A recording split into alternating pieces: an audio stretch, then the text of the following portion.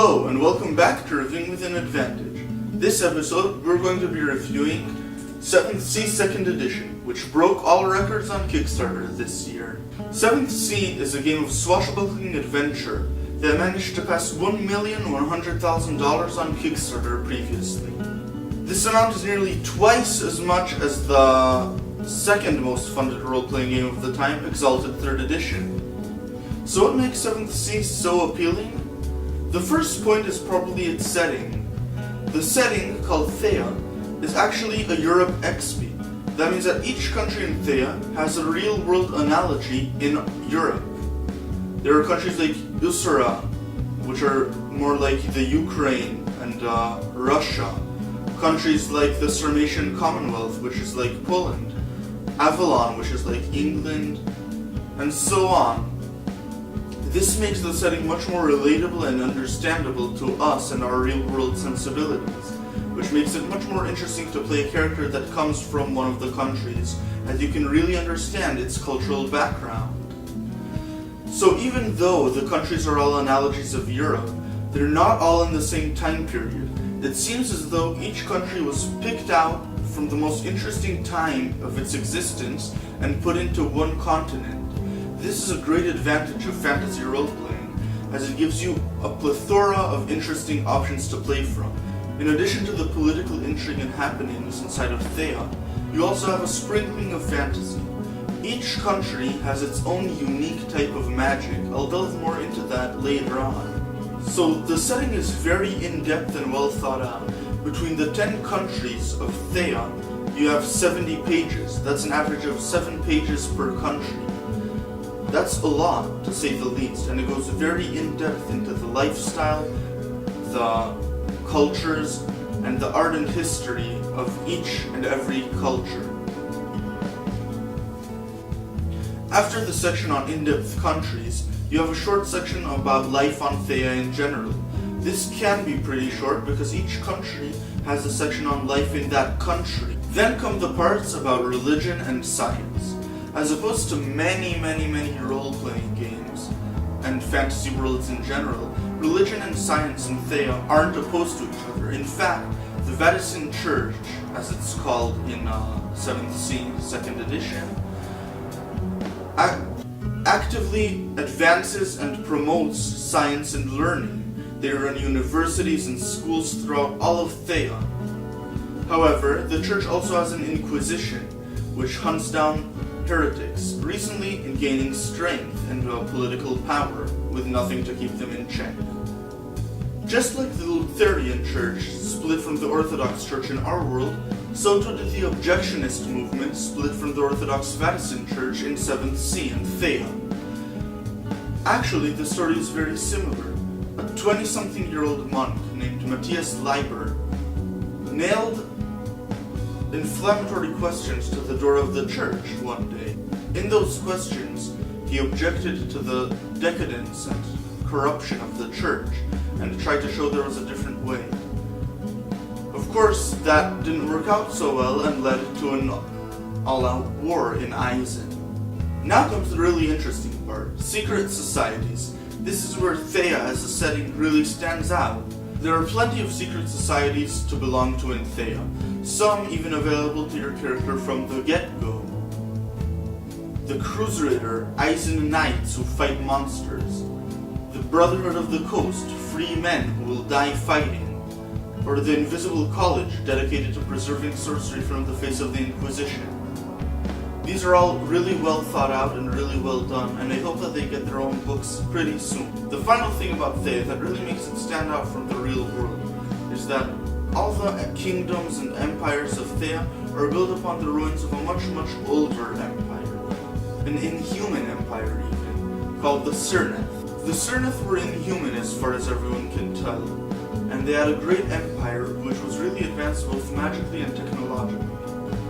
The ruins of their empire can still be found throughout Thea, where plundering archaeologists and adventurers delve to find more artifacts. So that's it for Thea and the setting of 7th Sea. It's time to go straight to character creation according to the book. For character creation, we'll have a fleshed out example in the companion video, Examples of Play, However, I'll suffice to say it's pretty easy and very fun. Next comes the chapter on action and drama. Each time there's a dramatic happening in which there are risks to the player, the Game Master sets the scene. He describes what happens and what the dangers and various opportunities are, and then each character decides his approach. Your approach is something you're trying to accomplish. This is usually a combination of a trait plus a skill. After you describe your approach, the GM describes the consequences of your action and the opportunities presented before you. Let's say, for example, you're trying to catch a lone rider trying to escape a city on horseback. You're going to use all your knowledge of the city, your knowledge of the secret alleyways and pathways in order to get to the gate before he does. This approach will probably be finesse plus athletics. The GM describes the possible consequences. The lone rider escapes, the city guard thinks you're suspicious and tries to catch you, you get pickpocketed. These are all possible consequences of the action and the approach you're taking. Then he describes opportunities. An opportunity could be to alert the guard to the suspicious man trying to escape. It could be to pick up a sack of gold that's lying on the floor while you're running. Anyways, opportunities are good things that can happen to you while you take your approach. In order to take an action, you have to roll your approach in d10s. For example, if I have a finesse of 3 and an athletics of 3, I roll 6 dice. I then form raises. Raises are combinations of 2 dice which sum up to be 10 or above. I can then spend raises in order to mitigate consequences and take opportunities. For example, if I rolled on 6 dice 3 raises, which is about average, then I can spend 2 raises in order to beat the horseman to the gate, and 1 extra raise to mitigate the consequence of the guards thinking I'm suspicious, or spend the raise in order to not be pickpocketed. It's a game of resource management in some ways, in which you have to spend your raises wisely in order to prevent bad things from happening while still succeeding on your tasks. Let's say you rolled badly or some things just aren't going your way. There are a number of ways you can go around this that all revolve around hero points. Hero points are this game's meta currency, much like bennies in Savage Worlds or fate points in Fate. There are 4 main actions you can take with hero points. The first is to add dice to your roll before your roll. Each hero point adds 1 dice. The second is to help another. You spend a hero point and you give another player 3 extra d10 to roll. You can activate special abilities which require hero points with hero points. And finally, you can take an action while helpless if you spend a hero point. A very interesting point about these mechanics are the wound system and death spiral. For every 4 wounds a character can take, he can take 1 dramatic wound. This usually sums up to 20. 16 regular wounds and 4 dramatic wounds interspersed between them. For every dramatic wound you take, you get a bonus or a penalty, intermittently. The first dramatic wound gives you a small bonus, the second a small penalty, the third a small bonus, and on the 4th you're helpless. This gives the infamous death spiral a new meaning, and gives your heroes a chance to recuperate and recover during a fight where they have the lower hand. To see a really simplistic example of combat, you can check out this video's companion video, Examples of Playing 7th C 2nd Edition. Finally, we arrive at the GM chapter. The GM rules start with explanations on brute squads and villains, 2 types of antagonists you can fight. Brute squads are just groups of thugs that try to attack your hero, while villains can be so much more. I'll explain more about the mechanics of villains in the companion video, where our character will actually have to fight a villain himself. After the antagonists part, we have fairly optional rules about corruption and corrupting your player characters. Whenever a player character does something selfish, evil, or just plain bad, he can gain corruption points and slowly fall from grace. This is great for a more dramatic and character-focused game. Now comes the chapter on sorcery. This is a really interesting and well-done chapter, as each country, each culture has its own form of sorcery available to them, whether it be the Avalonian glamour or the Vodache fate witches. Each form of magic is pretty unique, not only thematically, but also mechanically. I've seen this done again in Witch Fated Souls, which I've also reviewed, and I really enjoyed this approach. I think that it actually makes magic feel magical again. Following sorcery come the rules about dueling. Dueling is a really interesting part of the game, however, it is unbalanced. That means if a duelist will fight a non-duelist, even if their stats are the same, and the non-duelist took combat traits and advantages that have nothing to do with the dueling, the duelist will probably win. In fact, it's not interesting to fight alongside a duelist, in my opinion, because of their relative strength and superiority. I'm not sure how easy this is to balance out, as luckily, after a short one-shot, no one at my table wanted to play a duelist for a longer campaign. Following that is the chapter on sailing.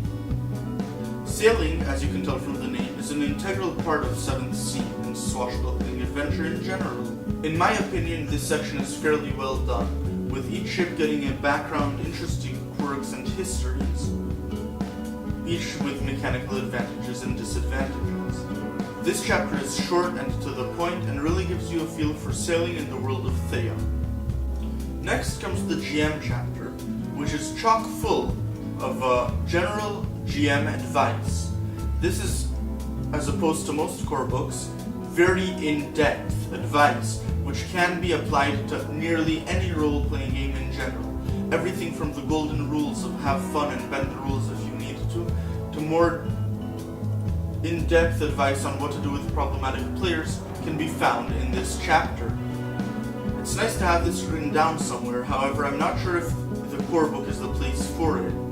I think I would have preferred more theme-specific or game-specific advice in the core book instead of this. Then again, I've GM'd for a while and most of these tips are redundant for me. There is no bestiary in this book, which is, I think, kind of a shame, but it's mitigated by the fact that you have rules for creating brute squads, villains, and monsters in a previous chapter.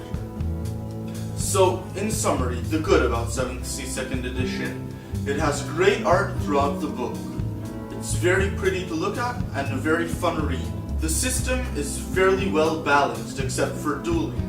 It's fun to play with as long as you have a descriptive GM. The character sheet and death spiral bonuses are very well thought out.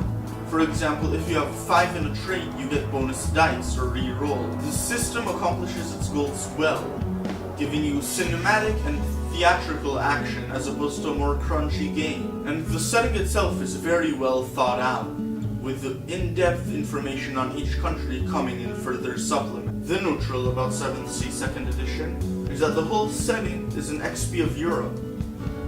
Some people prefer their settings to be much more high fantasy or different from Earth in their concept. Some people actually like the relatableness of the setting. That's why I put this under neutral. I, for one, have no opinion. I can enjoy both. Another neutral point about 7th Sea 2nd edition is the abstract system. This system is the opposite of crunchy. It's very cinematic, very description-oriented, and I think it's fun, but some people prefer more crunch to their games. The bad about 7th Sea 2nd edition, there's no enemy bestiary. For a book that's so beginner-friendly, or at least claims to be, the lack of a bestiary really hinders that. I think that even though the guide for building your own villains, monsters, and brute squads is pretty good, it still means that new GMs have their work cut out for them. In addition, I feel that the set information presented in the core book is much too expansive and not focused enough. I think that it would have been better served to focus on a single country or two in order to really give an example of or feel of play there, with other countries following up in supplements. Now this point won't be valid for long, as I know that there are supplements on the way which focus on the various countries. However, I still think that it gives you way too many options to play in, and none of the options are detailed enough for you to not have to homebrew and handwave a lot of information. So my final thoughts on 7th Sea 2nd edition. I think that it broke the Kickstarter record for a reason, and that reason is that it's pretty damn good, and that John Wick is a nice guy who responds to feedback. The first playtests of the system got bad reviews, so they changed stuff up. This is a very good point, and I hope that they continue with this further on. So, if you can, go get 7th Sea 2nd edition, if only for the ideas and setting in it. That's it for this time. If you're feeling with an advantage, don't forget to like, share, and subscribe.